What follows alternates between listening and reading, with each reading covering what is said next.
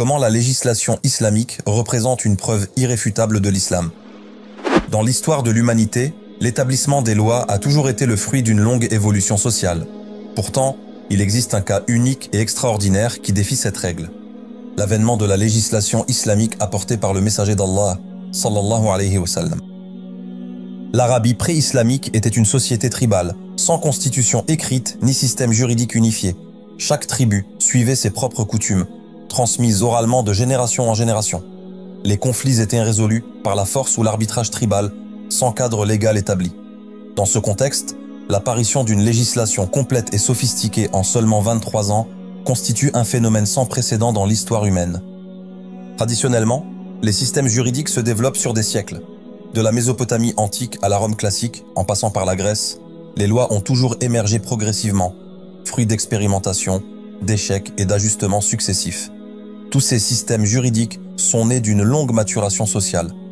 Ces législations sont invariablement le produit de réflexions collectives impliquant de nombreux juristes, penseurs et dirigeants, mais jamais l'œuvre d'un seul homme. De plus, elles reflètent systématiquement les intérêts de leurs créateurs. Les lois romaines favorisaient les patriciens, le code de Hammurabi protégeait la classe dirigeante babylonienne, et même les réformes de Solon privilégiaient certaines classes sociales athéniennes.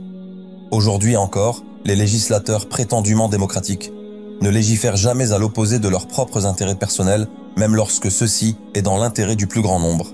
Or, le messager d'Allah a établi en à peine 2 décennies une législation complète, cohérente et révolutionnaire, totalement opposée aux coutumes tribales existantes et remarquablement équitable envers toutes les couches de la société. Cette législation n'était pas une simple codification des coutumes existantes. Elle représentait au contraire une rupture totale avec les pratiques de l'époque.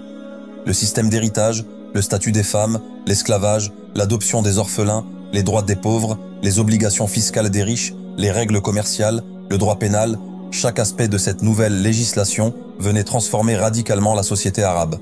Un tel bouleversement, accepté et adopté avec succès, constitue en soi un miracle historique. Le caractère extraordinaire de cette législation ne réside pas seulement dans sa rapidité d'établissement, mais aussi dans sa perfection intrinsèque. Alors que tous les systèmes juridiques humains nécessitent des amendements constants, la législation islamique s'est révélée capable de répondre aux besoins de sociétés diverses à travers les siècles, tout en conservant ses principes fondamentaux. Cette réalité historique constitue l'une des preuves les plus tangibles de la véracité du prophète. Car comment un homme illettré, dans une société sans tradition juridique écrite, aurait-il pu concevoir seul un système législatif aussi complet et durable? Cette législation, qui continue d'encadrer la vie de millions de personnes à travers le monde, témoigne de son origine divine. Si on pouvait résumer cet argument en quelques mots très simples, la personne ayant apporté cette législation, l'endroit dans lequel celle-ci a émergé, le peuple auquel elle fut apportée, ainsi que son histoire, sont des arguments rationnels historiquement irréfutables sur l'impossibilité qu'elle puisse être le fruit d'un effort humain, et encore moins celui d'un seul homme. Nous pouvons donc déduire logiquement qu'elle ne peut être que d'origine divine. Walhamdulillahi Rabbil Alamin. وأنزلنا إليك الكتاب بالحق مصدقا لما بين يديه من الكتاب ومهيمنا عليه فاحكم بينهم بما أنزل الله ولا تتبع أهواءهم عما جاءك من الحق لكل جعلنا منكم شرعة ومنهاجا ولو شاء الله لجعلكم أمة واحدة ولكن ليبلوكم فيما آتاكم فاستبقوا الخيرات إلى الله مرجعكم جميعا فينبئكم بما كنتم فيه تختلفون وأن احكم بينهم بما أنزل الله